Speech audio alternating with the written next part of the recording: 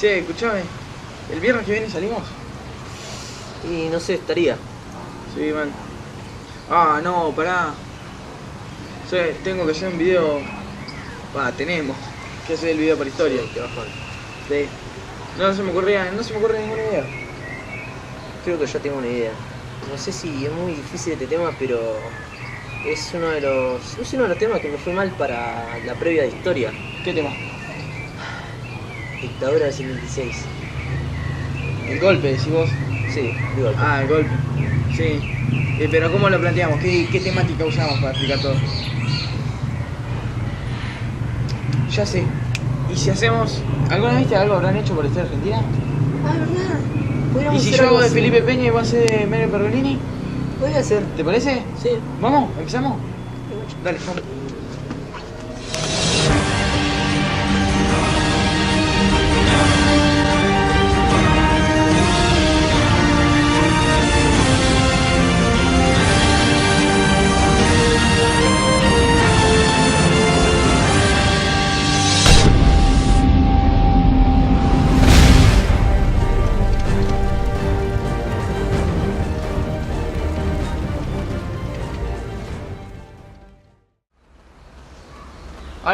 Ahora sí. ¿Te parece ir a investigar? Dale. Vamos.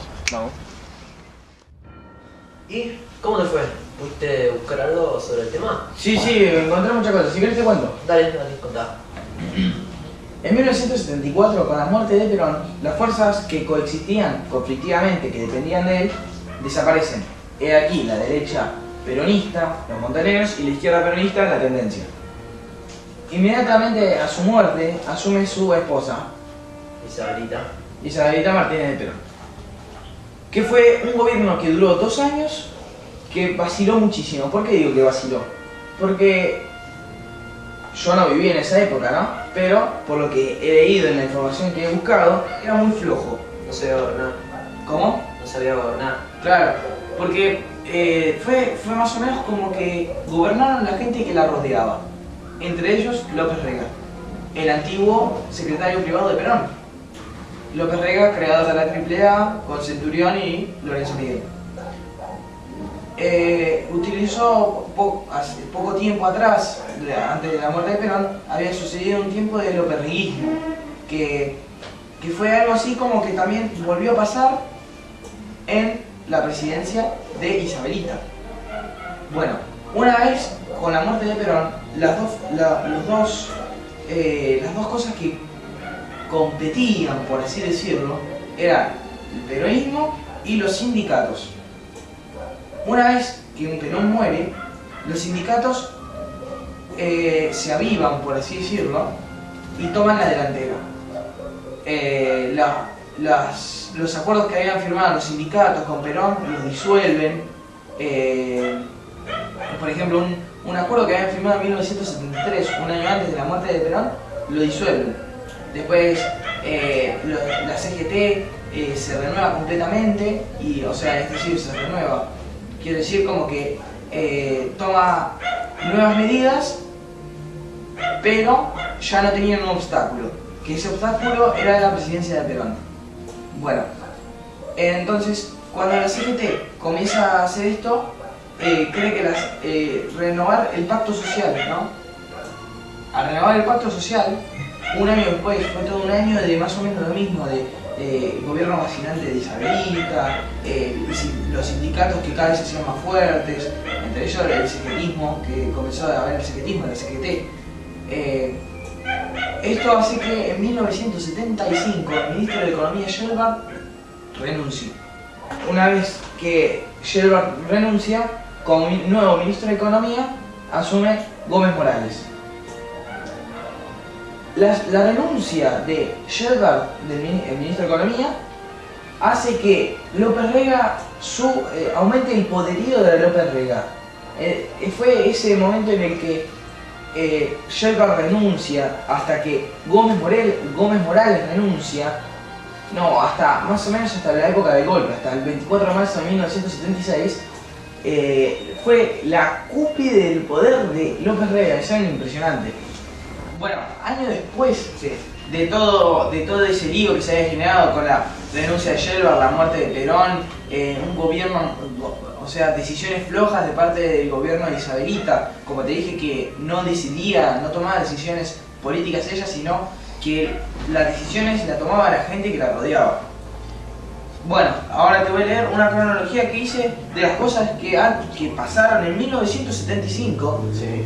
que te van a ir mostrando poco a poco, mes por mes no, pero poco a poco, cómo se iba empeorando el país, cómo iba decayendo hasta culminar en el 24 de marzo de 1976 con el golpe de Estado y la dictadura más cruda de la historia argentina.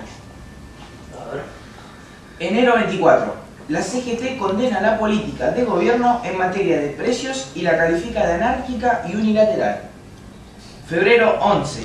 Se anuncia oficialmente que el Poder Ejecutivo ordenó a las Fuerzas Armadas intervenir en la lucha antisubversiva mediante el Operativo Independencia. El Operativo Independencia fue cuando unas guerrillas, en 1975 es el auge de las guerrillas, ¿no?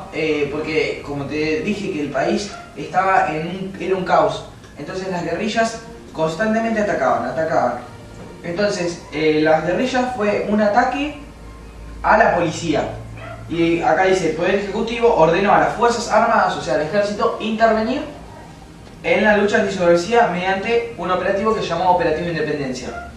Operativo Independencia es las Fuerzas Armadas, digamos como que tratan de controlar la situación de las guerrillas atacando a la policía. Marzo 1. Aparece asesinado el dirigente sindical Adolfo Cavalier. Abril 4. El Partido Justicialista expulsa de sus filas a Oscar Videgain, Andrés Framini y Alberto Martínez Vaca, de orientación izquierdista. Andrés Framini, programa Huerta Grande, Córdoba. Mayo 17. El embajador argentino en Estados Unidos, Alejandro Orfila, es elegido secretario general de la OEA en Washington, Organización de los Estados Americanos. Junio 2. Renuncia el ministro de Economía Alfredo Gómez Morales, el que había el que había asumido en lugar de Shelbar, cuando Shelbar renuncia. A Gómez Morales lo reemplaza Celestino Rodrigo. El gobierno decreta duras medidas económicas, conocidas como Rodrigazo. Montoneros anuncia la liberación de empresarios, Juan y Jorge Born, luego el pago de su rescate de $11 millones. Julio 5. La CGT anuncia un paro general por 48 horas, previsto para los días 7 y 8. Entre sus exigencias, los sindicatos plantean la homologación de los convenios colectivos de trabajo y la renovación del gabinete. Renuncian todos los ministros para facilitar el acuerdo con los dirigentes sindicales. Se inicia un paro general en todo el país. El gobierno cede a las presiones y accede a los reclamos de la CGT.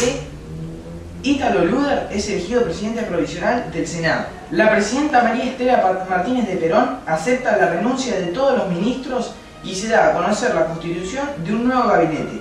Muere el expresidente José María Guido. José López Rega abandona el país. Mirá cómo se van yendo todos, van renunciando todos, Sí, se va yendo. Paros generales en todo el país, etc. Agosto 14. Antonio Cafiero asume como nuevo ministro de Economía, en reemplazo de Celestino Rodrigo. Montoneros hunden una fragata en los astilleros Río Santiago. Asume el nuevo comandante en jefe del ejército, Jorge Rafael Videla. Acordate de este nombre, muy importante, ¿eh? Sí. Septiembre 27. Regresa al país el expresidente Héctor Cámpora. Se inaugura la Universidad Nacional de Mar del Plata. Noviembre 6. Muere Agustín Tosco, combativo sindical de Luz y Fuerza. Este Agustín Tosco era el que había participado, el que más o menos había apoyado el Cordobazo, con René Salamanca, Elpidio Torres y demás.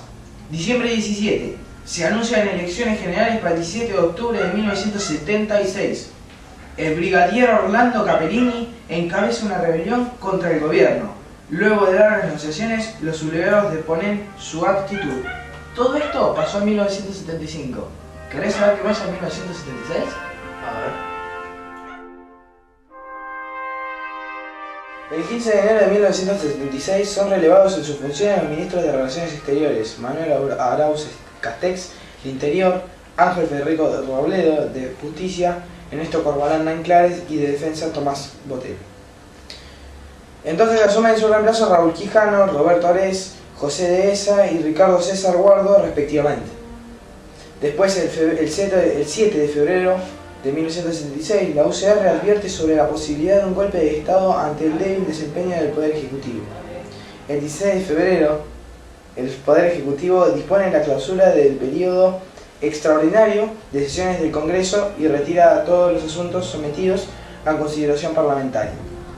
4 días después, se anuncia la convocatoria a elecciones presidenciales para el 12 de diciembre próximo. El 21 de febrero, muere Domingo Mercante, ex gobernador de la provincia de Buenos Aires. El 5 de marzo, el ministro de Economía Emilio Mondelli declara que el país se encuentra en estado de emergencia. El 15 del mismo mes, estalla una bomba en el Estado Mayor del Ejército. El atentado provoca un muerto y 29 heridos. Discúlpame, pero Sí. ¿cómo hicieron para poner un fundamento para el golpe de Estado? Sí, yo sé a qué vas. El golpe de Estado se utilizaron como fundamento para el golpe de Estado del Plan Corintes. Que el Plan Corintes, como medidas generales, había tomado que todos los activistas iban a juicio militar. Con ese fundamento también se fundamenta el artículo 23 de la Constitución Nacional de nuestro país, y el golpe de Estado de Aia. Entonces, el 24 el 24 de marzo, un golpe militar depone el gobierno de María Estela Martínez de Perón. Ya el 24 de marzo de 1976 es el día del golpe. La expresidenta es arrestada y trasladada a Neuquén.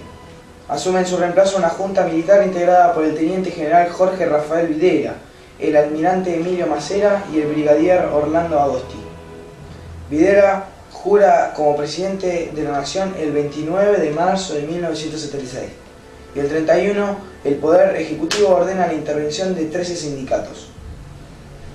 El 2 de abril el ministro de Economía, José Alfredo Martínez de Hoz, anuncia su plan económico. El 29 en el Regimiento de la Infantería Aerotransportadora de La Calera, en Córdoba, se queman miles de revistas y libros marxistas junto con la Biblia latinoamericana, editada por el Movimiento de Sacerdotes para el Tercer Mundo, con el tema de los curas tercermundistas y demás. El 15 de mayo, el general Rafael Videla se entrevista con los científicos Luis Federico Leloir y René Favaloro, ganadores del Premio Nobel. Sí, el doctor. Claro. Quienes le piden mayor presupuesto para la investigación científica. El 21, el ejército divide el país en zonas y reparte entre las Fuerzas Armadas la responsabilidad de los operativos militares en cada una de ellas. El 19 de este mes, o sea de mayo, muere en un enfrentamiento Mario Roberto Santucho, el líder del Ejército Revolucionario del Pueblo, el ERP. El 16 de septiembre, en La Plata, se produce la trágica Noche de los Lápices. La policía secuestra, tortura y asesina a un grupo de estudiantes secundarios que reclamaba tarifas especiales para transportadoras. ¿Querés que más o menos te explique de qué se trataba esto de la Noche de los Lápices? A ver. A la Noche de los Lápices se la conoce como una serie de 10 secuestros y asesinatos de unos estudiantes de secundaria. Ocurrió durante la noche del 16 de septiembre de 1976 y días posteriores en la ciudad de La Plata. Este suceso fue uno de los más reconocidos entre los actos de represión cometidos por la última dictadura cívico-militar argentina, que es la de que estamos hablando, ya que los desaparecidos eran estudiantes, en su mayoría de menores de edad, 18 años, para abajo, fueron torturados antes de matarlos. Una mente tan fría y cruda, todo esto lo hicieron militares. El caso tomó notoriedad pública en 1985, luego del testimonio de Pablo Díaz, uno de los sobrevivientes, ¿no?, en el juicio de las juntas. O sea, 9 años después se retoma el caso, o sea, un desastre total. Además, Pablo Díaz participó de la creación del guión que llevó la historia al cine en 1986, en el film homónimo. 4 de los estudiantes secuestrados sobrevivieron a las posteriores torturas y trasladados impuestos por la dictadura. Las víctimas fueron en su mayoría estudiantes de la UES, Unión de Estudiantes Secundarios, rama estudiantil del peronismo revolucionario de la ciudad de La Plata. Esta agrupación junto a otras escuelas habían reclamado en 1975 ante el Ministerio de Obras Públicas el otorgamiento del boleto de autobús con descuento estudiantil. Eso fue lo que los llevó a que los militares los repriman y bueno, y terminó de una manera trágica y triste. Bueno, te sigo contando lo que sucedía en 1976 hasta ese momento. El 13 de noviembre, el general Videla y su par de Chile, Augusto Pinochet, se reúnen en Santiago para firmar una declaración condenatoria a los grupos armados de izquierda. Videla había generado toda una dictadura, ¿no? Obvio, pero hizo todo lo posible para eliminar todo lo que no le gustase. Todo, pero todo. Y ahora te voy a contar un poquito más sobre las consecuencias que generó la dictadura del 1976 en adelante. ¿Te parece si empezamos con las consecuencias económicas? Sí, dale. La dictadura implementó un plan basado en el liberalismo monetario que era apoyado por bancos extranjeros y organismos internacionales. El funcionario encargado de cumplir el plan económico de los militares fue José Alfredo Martínez de Oz, que fue el ministro de Economía del 76 al 81, del 1976 a 1981. Puso fin al Estado intervencionista, a la protección del mercado interno y al subsidio de empresas. Se congelaron los sueldos. Esa política provocó que el ingreso de los trabajadores cayera un 40% entre 1976 y 1980. Se sacaron los controles de precios y se redujeron las retenciones en las exportaciones, y se inauguró el pedido de créditos a organismos internacionales. La Argentina recibió del FMI, el Fondo Monetario Internacional, 400 millones de dólares y se privatizó a las empresas públicas. Así hubo un gran endeudamiento externo. Las industrias quebraron y la inflación aumentó un 300%. Una barbaridad. Como consecuencia política podemos destacar lo que se ve a simple vista. El golpe del 24 de marzo, sin mayor resistencia, derrocó a la presidente Isabelita de Perón. Esta junta militar estaba integrada por los comandantes de las tres armas, el general Videla, el almirante Emilio Eduardo Macera y el brigadier Orlando Ramón Agostini, como te comentaba antes. Sí. La dictadura inauguró una etapa que se denominó Proceso de Reorganización Nacional, donde se explicó sus normas fundamentales y sus objetivos, que eran la transformación general de la sociedad argentina, por supuesto. Ante una sociedad en crisis, el proceso pretendía convertirse en la salvación de la nación, y no establecía límites temporales para llevar a cabo esta tarea. Enseguida el nuevo gobierno tomaba medidas previsibles: disolución del Congreso y de los partidos políticos, destitución de la Corte Suprema de Justicia, intervención de la CGT y de la Confederación Federal Económica, y demás. Después, como consecuencias sociales, podemos encontrar: hubo organizaciones que accionaron en contra de los militares, los montoneros y el Ejército Revolucionario del Pueblo. La sociedad argentina, acostumbrada a hechos como estos, solo publicados a través de las crónicas de otros países, tenía miedo de saber, de tener algún tipo de información, de estar enterada de algo.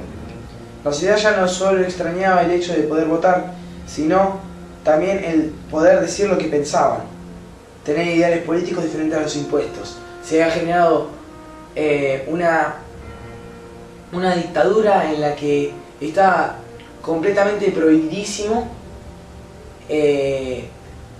decir lo que uno pensaba, ¿no? O sea, la ideología que tenía estaba prohibidísimo. Claro, no te podías oponer y menos tener otra idea o hablar mal de lo que sucedía en el momento, ¿no? Si hablabas mal, si vos le comentabas a alguien que no te gustaba lo que estaba pasando, que todo esto era terrible, que no te gustaba y que eras, por así decirte, marxista, al rato te caían militares en la puerta, te decían: sí, mira, son militares, y vayas a ver dónde quedas después. Bueno, entonces, de la manera en que se presentaban los hechos, parte de la sociedad decidió exiliarse, ya sea por razones políticas o laborales, en el exterior, o en otros casos, en las provincias. En el plano educativo, la censura y la mentira también estaban presentes. Los libros eran transparentes, frívolos, no expresaban el crimen de ninguna forma. Asimismo, la música también estaba reprimida. Los actos de protesta y los cantos populares estaban titulados con su totalidad como subversivos. El 80% de los ciudadanos argentinos que entre 1976 y 1983 cursaban en la escuela secundaria no recuerdan sobre su vida social y o salidas estudiantiles. Tampoco las canciones que escuchaban ni los cantos populares de protesta. Increíble. El 17,4% que pertenecía a la clase alta parecía haber vivido en otro planeta, aislado del mundo. El 3% prefiere no opinar del tema, por miedo a nuevos actos represivos. La gente conocía la verdad de lo que estaba ocurriendo, pero la violencia había llegado a tal grado que se sentían intimidados y no se animaban a hablar. Luego de los 2 primeros años fue evidente que la política económica no funcionaba y empezó a notarse cada vez más el problema de los desaparecidos. Fue allí cuando la sociedad y el pueblo argentino se volvían contra los militares. Los represores secuestraron a los que consideraban subversivos.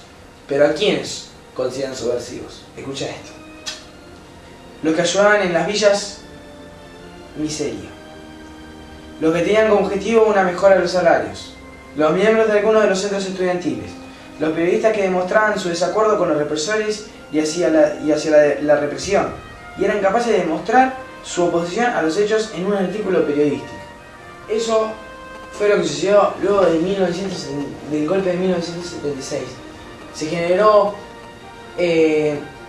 una dictadura que duró mucho tiempo, ¿no? Que duró hasta el 83, hasta la vuelta a la democracia, cuando asume Raúl Alfonsín.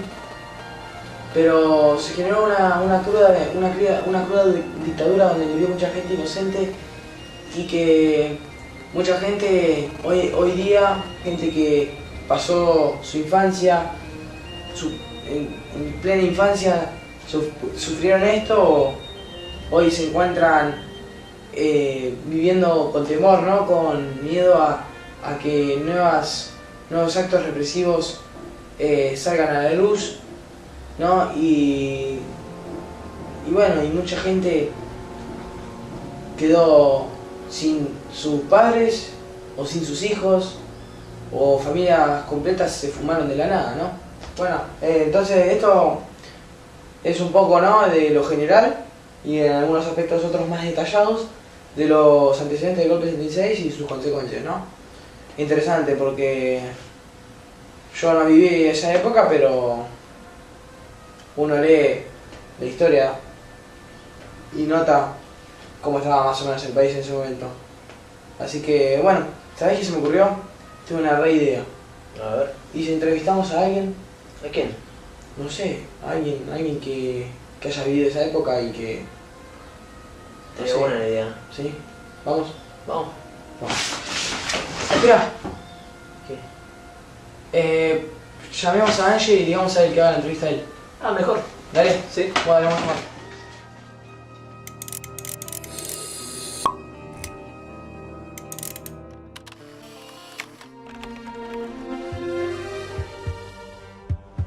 Bueno, acá nos encontramos con Miguel, tomando unos mates, y bueno, él es una persona que vivió durante la época del golpe y de la dictadura y nos va a comentar acerca de esto, así que lo escuchamos.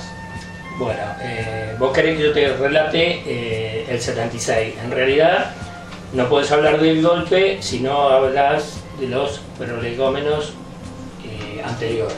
O sea, el golpe es una consecuencia del pasado, digamos, que viene desde la década del 60, desde el Cordobazo, Sí. de todo eso. Lo que pasaba es que había una resistencia armada sustentada en el hecho constitucional de que vos te podés armar frente a una dictadura, un régimen totalitario, y lo había en esa época. Entonces existía una juventud sindicalizada, politizada, y una juventud universitaria muy politizada. O sea, había un germen de una rebelión, un germen de que se pensaba que se podía lograr un cambio a lo que veníamos viviendo. Bueno, es así que se venían gestando, había dos ramas armadas, el ERP, que era la rama armada del PRT, del Partido Revolucionario de los Trabajadores, el ERP, que era el Ejército Revolucionario del Pueblo, y que no tenían nada que ver con el peronismo. Ellos no eran peronistas, y estaban las organizaciones montoneras, que ellos sí venían de una regambre totalmente peronista. El tema era que el golpe ya estaba en gestación. A Perón, como ser cuando Perón vuelve, que va a llegar a Ezeiza, en Ezeiza no se lo deja tomar contacto con el pueblo, se arma, la derecha peronista no lo permite. Bueno, sabrán que hubo cualquier cantidad de muertos. Entonces se va gestando todo un movimiento que viene del norte. Fundamentalmente todo esto no es de acá, es el norte con la oligarquía nativa, con los cipayos que siempre los tuvimos. Y entonces, ¿qué se busca? Yo tenía noticias a través de un familiar que tenía relaciones con gente de la 7ª Brigada de Morón, que se esperaba el golpe para el 75, para noviembre del 75, bueno, se dio en marzo del 76. Lo que vino, ya se había hecho un campo de prueba, ya se había probado con la AAA lo que iba a pasar a posteriori del 76. La AAA fue la prueba para ver cómo reaccionaba la gente frente al accionar de una rama armada de derecha, desde el Estado. Bueno, a Isabel se la saca en un golpe, aduciendo que había guerrilla. La guerrilla en el 76 estaba terminada. Ya con la toma cuando se intentó tomar el regimiento de Arsenales en Viejo Bueno, en Montechingolo, ya ahí prácticamente el DERP queda desmantelado. No hay guerrilleros en condiciones de combatir.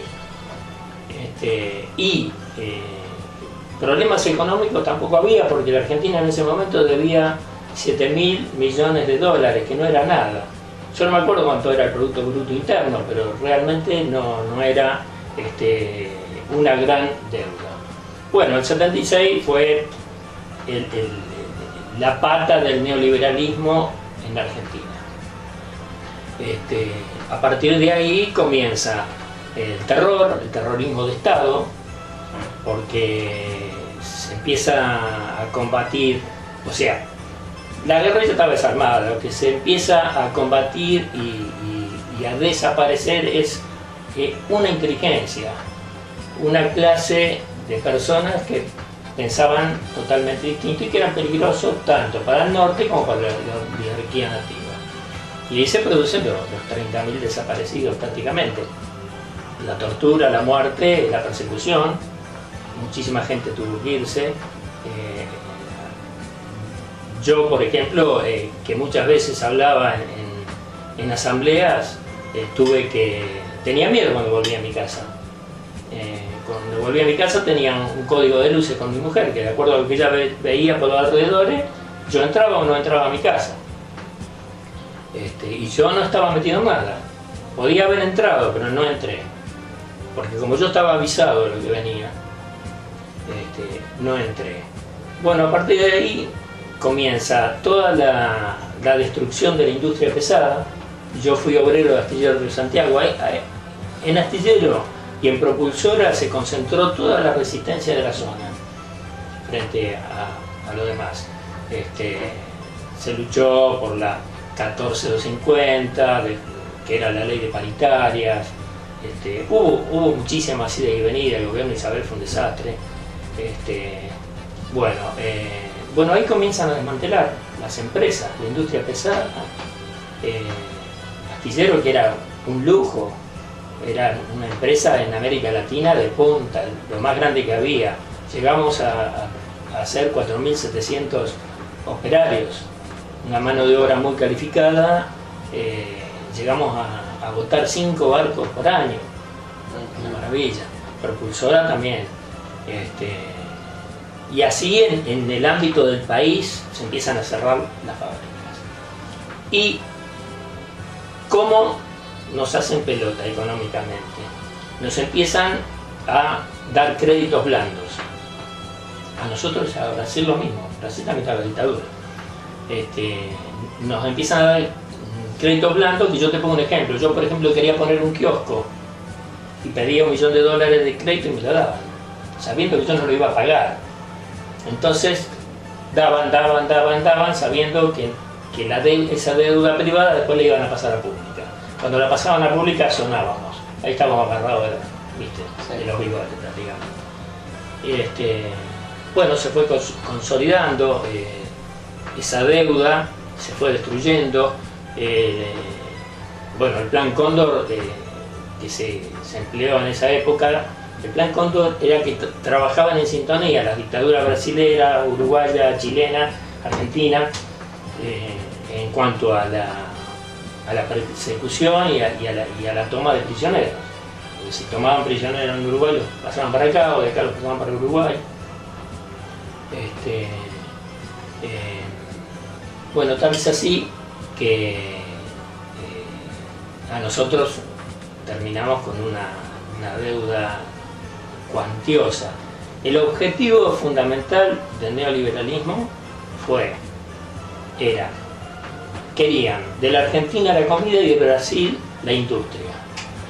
Tenía un sentido en aquella época, hoy no lo hubiese tenido. ¿Por qué? Porque Argentina era y es un país en condiciones de despegar en cualquier momento. Argentina nunca despegó por los traidores de los cipayos internos y la pata norteamericana siempre. Antes fueron los ingleses, después fueron los norteamericanos. ¿Por qué de Argentina la comida y de Brasil la industria? Precisamente por lo que te dije antes, porque Argentina podía despegar en cualquier momento. Bueno, como veníamos diciendo, que ¿por qué de Argentina la comida y de Brasil la industria? Precisamente por lo que te dije antes. Había que destruir toda la industria argentina para que no pudiera levantarse, y la industria la querían de Brasil por una sencilla razón. Brasil en esa época no tenía petróleo, no tenía energía, entonces le podían parar la industria cuando ellos quisieran. Entonces así no dominaban. Cortaban el chorro a Brasil, nosotros no teníamos industria, solamente industria manufacturera teníamos, es todo lo que quedó. Quedó el tendal. Bueno, la cuestión que los milicos, los del norte, los usan para un fin.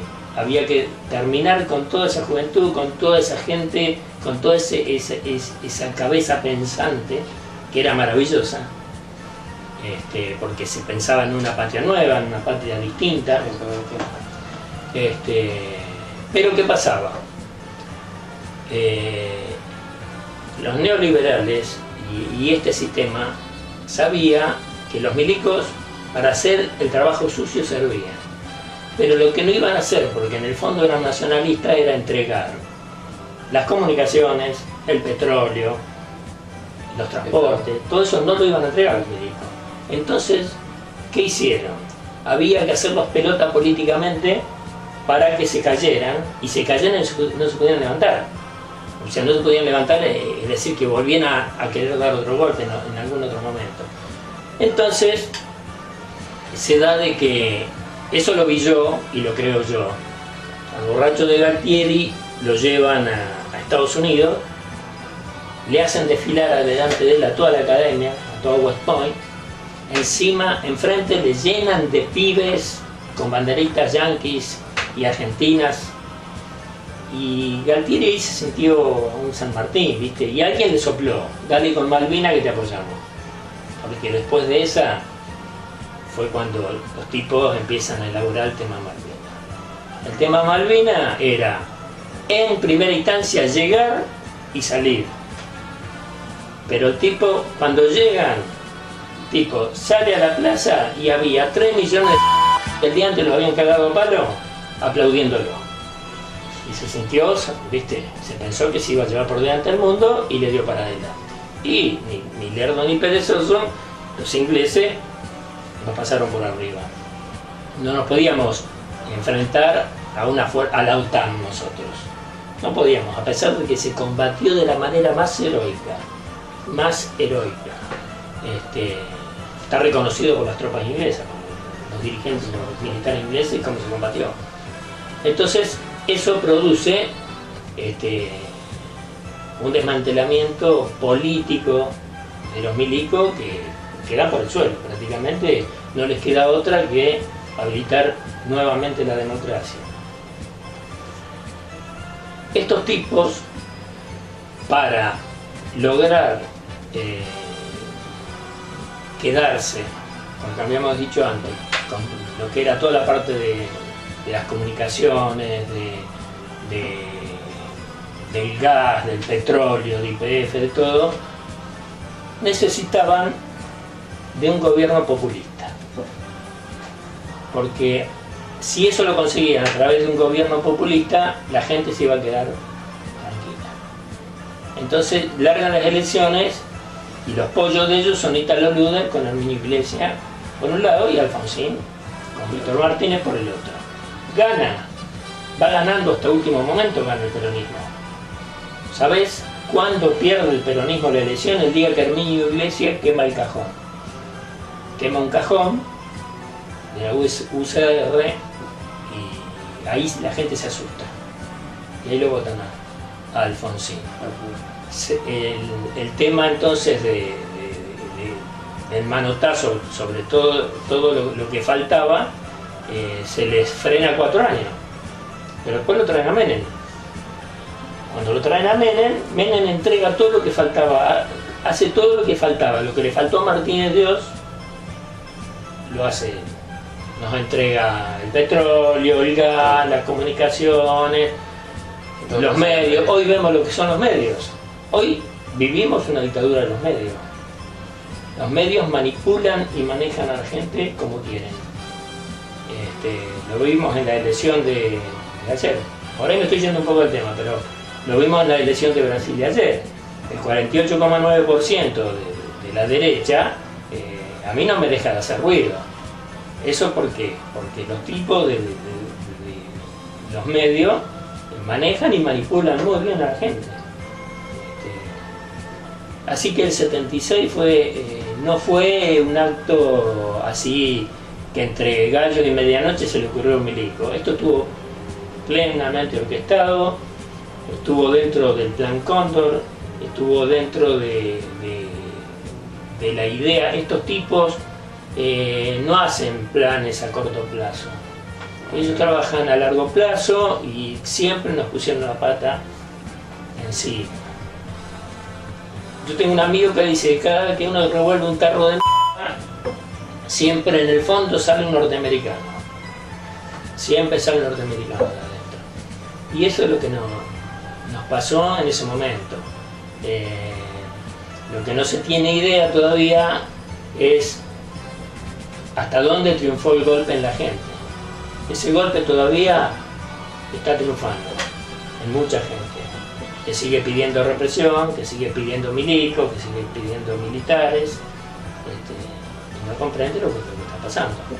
No sé si me querés hacer otra pregunta. Vos tenías, pero como viví yo, mi familia, por ejemplo, nosotros vivimos relativamente tranquilos, más allá del miedo que tenía yo, porque no se sabía a quién le tocaba, ¿viste? Generalmente el tipo que es macanudo, que no se mete, que hoy aplaude a uno, ese tipo no tenía problema. Y la mayoría de la población no vivía lo que vivíamos nosotros, lo que vivíamos, lo que sabíamos, lo que estaba pasando. No sé si vos habrás escuchado que mucha gente se llevaban a alguien y lo primero que decía, y en algo andará, o algo habrá hecho, ¿viste? Entonces, sí, no. ¿Viste? Uno lo fue viviendo como pudo, viendo, sí, la decadencia y el desastre en el que nos habían metido, ¿viste?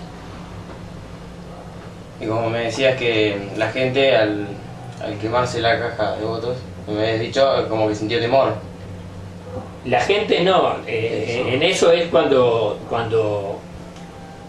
los milicos dan la apertura democrática, porque están hechos pelota políticamente y quedan destruidos los militares. Aún hoy no existen. Como quedan destruidos, en un acto, creo que fue, no sé si fue en Plaza de Mayo, el 9 de julio, el acto de Luder con Herminio Iglesias. El tipo comete un acto de un barbarismo terrible, ¿viste? Le alcanzan de abajo así un cajón de muerto con UCR, decía, y el tipo ahí la prende fuego. Entonces muchos de los burgueses de capital se asustan. Por eso gana Alfonsín. Si no hubiese ganado el peronismo, y mucho antes se hubiese entregado todo lo que se entregó. No sé qué más querés que te cuente. Hay muchas cosas más para hablar. Sí, como pero... ¿qué fue lo principal que sentiste vos o en general la sociedad cuando se volvió a la democracia con Alfonsín? Bueno, yo cuando gana Alfonsín fue uno de los días más felices de mi vida. Yo lo apoyé mucho a Alfonsín. Lo apoyé muchísimo, muchísimo. Me defrauda con la ley de punto final, me defrauda en Semana Santa, porque en Semana Santa Alfonsín tendría que haber entrado con el pueblo a la guarnición ahí de Campo de Mayo. Tendría que haber entrado con el pueblo, más allá de lo que pasara. Porque después vivimos las consecuencias. Tuvimos que aguantar a Rico acá, en la provincia de Buenos Aires, acá en La Plata, un desastre, ¿viste el tipo? Irigoyen decía que caigan 1000 gobiernos, pero que no caigan las ideas. Alfonsín ahí se tendría que haber jugado Semana Santa. Mucha gente se sintió mal en ese momento, sobre todo la gente de la Junta Coordinadora Nacional, que era, digamos, la rama izquierda del radicalismo, que era toda la juventud y todo eso. Por eso pasa eso, pero el 76 fue terrible para nuestro país, creo que en la historia nuestra fue lo peor que nos pudo haber pasado, fue ese golpe. Por la connotación del terror, de la desaparición. Acá en La Plata los estudiantes, ustedes los estudiantes deben tener, todos los años se hace una marcha por la noche de los lápices. Sí. Cuando desaparecieron a los chicos que estaban pidiendo el boleto. Estaba el gobernador, el general Camps, había un torturador, una basura de tipo, ¿viste? Y estaban apoyados, los milicos estaban apoyados por la iglesia. La iglesia asistía y se callaba la boca frente a todo lo que pasaba. Aún el mismo Papa de hoy, Francisco, en aquella época, en muchos casos se hacía, ¿viste?, hacia la plancha. Y desgraciadamente en esos momentos no se podía hacer nada. Sí hubo muchas complicidades de la parte de la derecha peronista, los sindicatos. Hubo dos cosas que podían haber sido una oposición fuertísima a los milicos, que era la justicia y los sindicatos. Pero la justicia, aún hoy tenemos los jueces del proceso, tenemos los jueces que todavía absuelven por ejemplo, a Cavallo, lo absolvieron hace poco, ¿viste? Tipo que nos metió en cualquiera, nos hundió prácticamente, ¿viste? No sé qué más querés que te diga. No, creo que ahí ya iríamos finalizando con el video. Bueno, volvemos con vos, Juan. Bueno, la verdad, muy bueno el aporte que hizo Ange para la entrevista a este señor. Parece que eso fue todo lo que pasó en nuestro país últimamente. La historia más horrible, por así decir, que pudo vivir todas las personas en esos años. Sí, la verdad que una historia muy cruda, ¿no? En esa época de 1976, desde que está el país, desde que existe, ¿no?, desde nuestra independencia, en los 200 años de independencia que llevamos, son 200 años y esto pasó hace 30 años, así que si lo vemos de esa manera parece muy actual. Y bueno, sí, tenés razón, es la historia más cruda que pudo haber vivido la Argentina en el siglo XX, ¿no? Sí. Así que bueno, eso es todo, ¿no? Terminamos el trabajo.